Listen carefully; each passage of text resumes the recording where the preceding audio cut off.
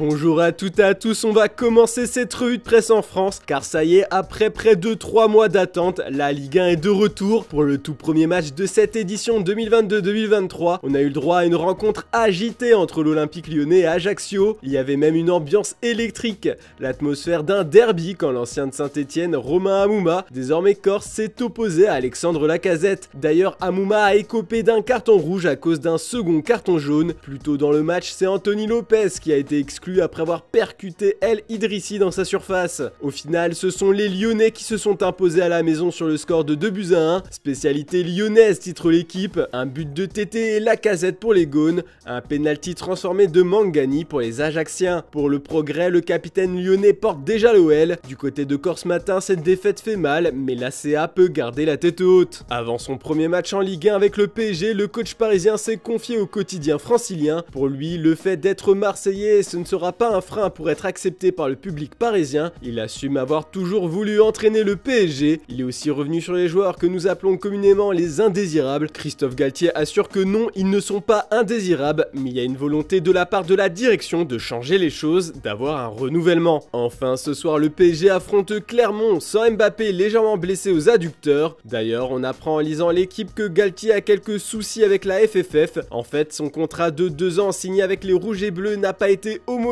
par la fédération et sa commission fédérale des éducateurs et entraîneurs de football, réunie le 28 juillet dernier. L'ancien coach du LOSC ou de l'OGC Nice doit en fait simplement mettre à jour son diplôme UEFA Pro et donc ses connaissances par la même occasion. Ce que doit faire chaque entraîneur tous les 3 ans. Le quotidien explique que Galtier va alors devoir écrire à la 3F pour s'engager à rentrer dans les clous le plus vite possible. C'est aussi le grand retour de la Première Ligue hier soir, de quoi ravir toute la presse anglaise. Et pour ouvrir le bal, on a eu le droit à un derby de Londres entre Crystal Palace et Arsenal. Les Gunners ont dominé les débats avec leur nouveau maillot rose qui a tapé dans l'œil du Daily Mail. Dominateur et pressant dans le jeu, les hommes de Mikel Arteta empochent les premiers 3 points de la saison au score final 2-0. Pour le Daily Express et le Daily Mirror, ce premier succès maîtrisé des Gunners est de bon augure pour le reste de la saison. Ils prennent une avance non négligeable dès le départ. A noter que la presse anglaise a souligné la bonne prestation de William Saliba en défense. Pour être bien complet sur le retour des grands championnats, le champion d'Allemagne a donné de suite le tempo en Bundesliga. Préparez vos défenses, le Bayern a étrié l'Eintracht Francfort 6-1. Les nouveaux du championnat d'Allemagne se sont particulièrement illustrés car Sadio Mané s'est mêlé à la fête avec son but inscrit sur tête plongeante. L'ex-Nantais Randal Kolo Muani est l'unique buteur de Francfort. On va parler un peu plus de Manchester United maintenant car d'après The Daily Telegraph, Erik ten Hag veut faire la paix avec Cristiano Ronaldo. Quelques jours seulement après avoir critiqué Ronaldo et d'autres pour leur sortie prématurée inacceptable contre le Rayo Vallecano en match amical et avoir exhorté l'attaquant portugais à se remettre en forme et à prouver sa valeur, le coach néerlandais a adouci son ton hier en conférence de presse. Je suis très heureux avec Ronaldo, nous avons un attaquant de premier plan, je suis vraiment heureux qu'il soit là, il fait partie de l'équipe, a-t-il lancé aux journalistes présents. Malgré ces affirmations, le Télégraphe écrit dans ses colonnes que ten Hag a demandé à sa direction de faciliter le départ de Ronaldo